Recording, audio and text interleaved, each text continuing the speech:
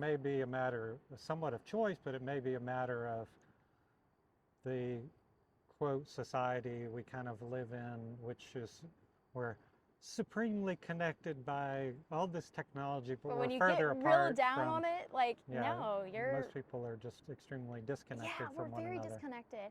And I think because our society is very death averse, we don't want to talk about it. We don't really want to think about it.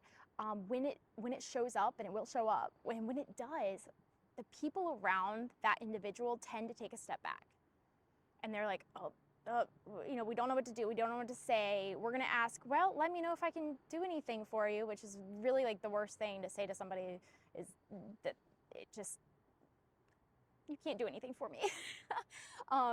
But yeah, so we tend to lose a lot of people that we otherwise would have considered like our network or our group or our community, because they tend to take a step back because they don't know how to handle death.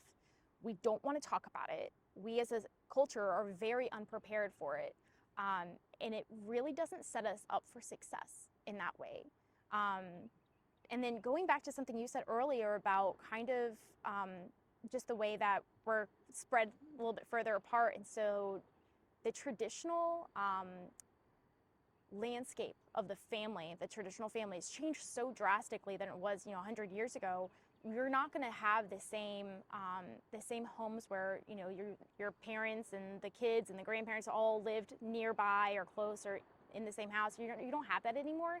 And so I think we lost some of that built-in care and support that families tended to have. And now we need to fill the gap, because now you have more people who are unmarried, don't have kids, or maybe you do, and they, live apart very, very far away, other side of the country, whatnot. And it's just going to be harder to get back to your family if you are able to be there to support them. So end-of-life doulas can step in that way as well.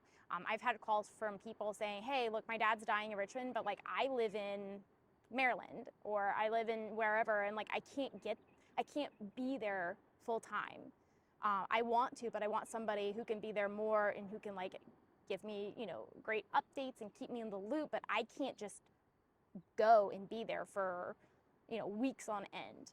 So I think also like our job stresses will keep us from being there for our people who are dying, our loved ones who are passing, a little bit more than what we were running into decades ago.